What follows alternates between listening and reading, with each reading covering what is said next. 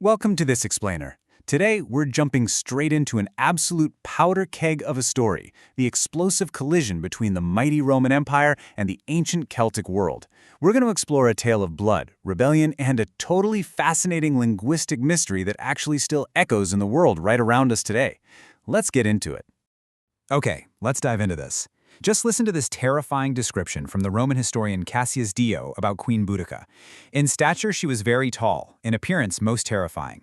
In the glance of her eye, most fierce. A great mass of the tawniest hair fell to her hips. Wow, right? She's arguably the most famous figure from nearly 500 years of Roman Britain. But her story isn't just some micro-history about a furious queen leading a bloody rebellion in a chariot. It's actually the dramatic centerpiece of a massive macro story about culture, identity, and literally the very words we speak. How exactly did this fierce woman's world clash with the greatest empire on Earth?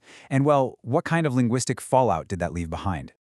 Section 1. The Brittonic Iron Age, a Celtic world. To truly understand the stakes of this rebellion, we've got to rewind the clock first and explore the specific world Boudica and her ancestors lived in before all the bloodshed began.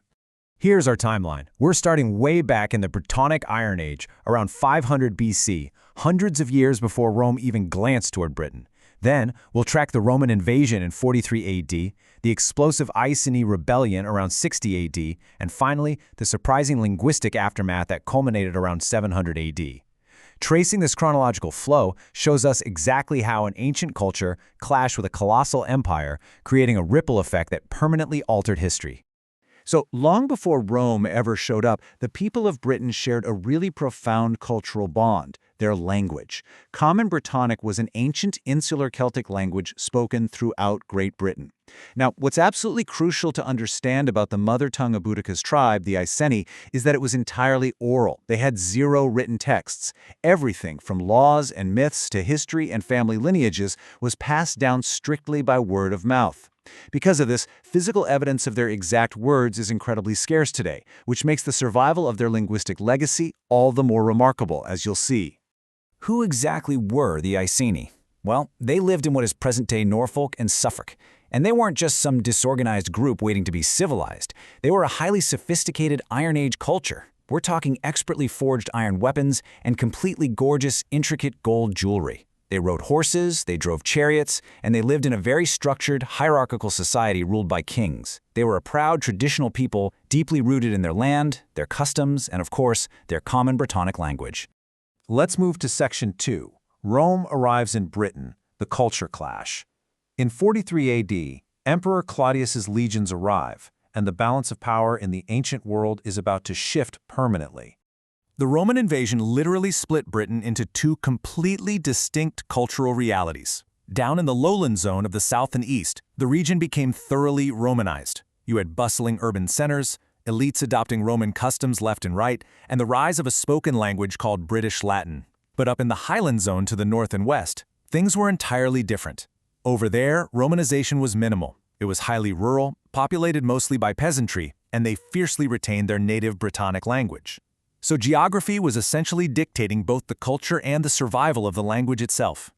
But where did the Iceni fit into this newly divided world? Well, they lived in the east, which put them dangerously close to Roman power. So they entered into what we call the Client Kingdom Compromise. Boudica's husband, King Prasutagus, walked a massive diplomatic tightrope here. He accepted client status just to keep the peace, allowing his kingdom to remain self-governing while officially bowing to Rome. During this time, elite British families were actually granted Roman citizenship, and this incredible cultural blending happened. To put that into perspective, around 800 Latin words entered the Brittonic language during the Roman occupation. These were words for concepts like urbanization and governance that just didn't exist in traditional Celtic society.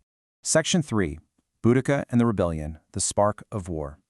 That fragile, delicate peace we just talked about, it was utterly shattered around 60 AD, when the Romans decided to throw their own rulebook completely out the window.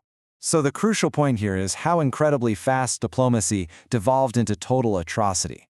In step 1, King Prasutagus dies. He leaves a Roman-style written will, hoping to secure his family's future by peacefully dividing his kingdom between his daughters and the Roman emperor. But in step 2, the Romans illegally ignore the will. They completely seize the kingdom as if it were conquered territory. And then, step 3, we see the ultimate brutal escalation. Queen Boudica, who was likely a Roman citizen herself, was publicly flogged and her daughters were violently assaulted. This absolutely callous, illegal act by greedy Roman administrators pushed the Iceni from peaceful allies to desperate, furious rebels. The Iceni response was sheer, uncompromising ferocity. Boudica led a massive uprising, descending upon Camalodunum, Londinium, and Verulamium. These prominent Roman cities were burned entirely to the ground. Thousands perished in the flames and the fighting. You have to understand, this wasn't some standard political dispute. For the Britons, this was a visceral, desperate fight for their very existence, their dignity, and their core identity against an arrogant empire that had finally pushed them way past the breaking point. Moving to Section 4, the British Latin Mystery, the language that banished. Boudica's rebellion was ultimately and brutally defeated by the Roman military.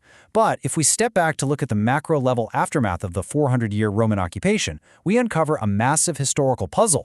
Now, what's really interesting here is this huge question. Why didn't Britons end up speaking a Romance language like the French or Spanish? Think about it. Rome conquered Gaul and Iberia, and today they speak French and Spanish, Romance languages born directly from Latin. The Romans ruled Britain for nearly 400 years. They built roads, baths, massive administrative centers, the whole shebang. So why on earth don't the British speak a Romance language today? It's a fascinating pivot from military history into sociolinguistics, and it really shows just how fragile linguistic dominance can actually be. The answer lies in the total, unprecedented extinction of British Latin.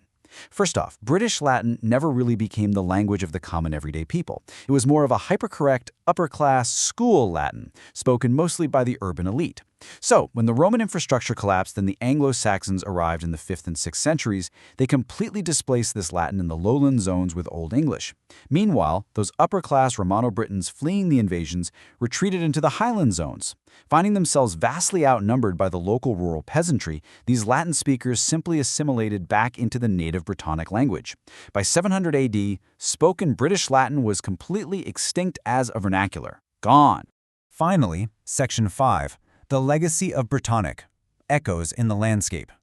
So, while the language of the mighty Roman conquerors vanished into the soil, the ancient Brittonic language, the very language Boudica herself spoke, had a vastly different and honestly triumphant fate. And this brilliantly illustrates what I mean. There are etymological Easter eggs hidden right in plain sight across the map of Britain today. The Brittonic word abona for river, that gives us the river Avon. Tamesis, meaning dark, is the famous River Thames. Ebru Akon, meaning a yew tree stand, evolved into York. And Dubris, meaning water, is modern-day Dover. When you look at a map of Britain, you are literally looking at a 2,000-year-old bridge connecting us directly back to the Iron Age Celts right through the words we use every single day. But Brittonic didn't just survive in place names, It survived as a living, breathing language family. We have the modern daughters of Brittonic, like Welsh, which evolved continuously from the Western dialect and is proudly spoken by hundreds of thousands today. Breton was carried across the Channel to continental Europe, and Cornish represents the southwestern dialect. Now, sadly, we did lose branches like Cumbric and Pictish over time, but the core of this ancient tongue somehow survived the Romans, survived the Anglo-Saxons, and survived time itself. And here is a wonderfully uplifting fact. 3000.